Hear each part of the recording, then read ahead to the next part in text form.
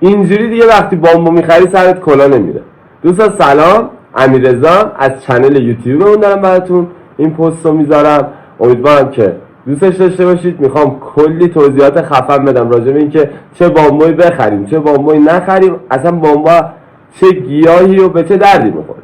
بامبو از خانواده دراسینا ساندریانا، این بامبو تزئینیه که پیچ دارن در اصل دراسینا و اینکه حالا پیچش با دستگاه میخوره، مدلایی که پیچ دارن کنار سالونی هن و معمولا از تایلند و چین وارد میشن و چند مدل مختلف داره که 3 مدلش تو ایران خیلی هست و به فروش میره، مدلایی که تو آب نگهداری میشه. یه مدلش هم که حالا توی خاک، مدل بامبو لوتوس هستش که تو خاک حالا با اون کاری نداریم.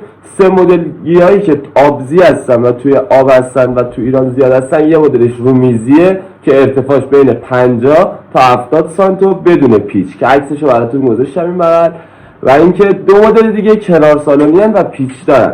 ولی حالا فرقشون چیه؟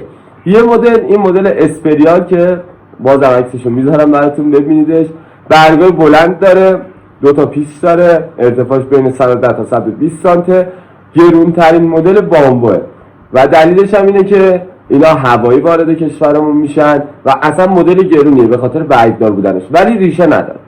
این مدل دوم که مدل لاکی هستش که عکسشو باز براتون میذارم ببینید. این مدل فرقش چیه؟ این مدل جوونه داره، یعنی وقتی توی حالا چین یا تایلند که اینا رو برش میذارن توی دستگاه و پیچ میخوره دیگه، سرقلما رو این کارو نکردن. یعنی سرقلما که برگ داشته شده بامبو اسپریال، بقیه نقاط شاخش و پایینترش و ساقش تبدیل شده به بامبو لاکی و شاخه بدون برگ رو اومدن پیچ دادن بهش و اون شاخه از روی اون جایی که پینه داره جوونه زده و بعضا 2 تا 3 تا 4 تا یا اصلا یه دونه جوونه در میاد و بزرگ میشه. اینا زمینی وارد میشن و قیمتشون نسبت به لاک اسپریالا ارزون تره و ریشه دارن و اینکه بعد از یه مدت که میگذره چون 2 تا جوونه دارن، این جوونهاشون که بلند میشه تبدیل به برگ میشه، حتی از اسپریالا هم بعضی وقتا خوشگل‌تر میشه.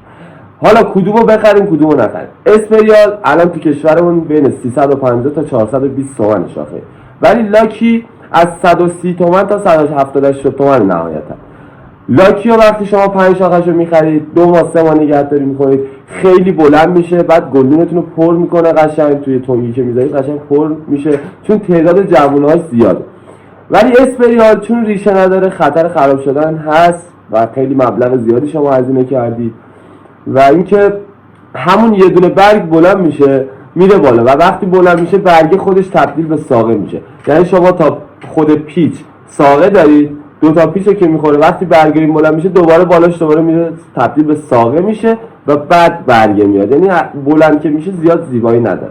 ولی در کل اگه برای هدیه دادن یا جایی مثل دفتر یا جایی مثل هتل و مراکز خرید میخواید خرید کنید، مدل اسپریال خیلی رسمی تره، ولی مدل لاکی به مرور زمان که نگهداری کنید جذاب‌تر و قشنگ‌تر میشه چون رشدش هم می‌بینید.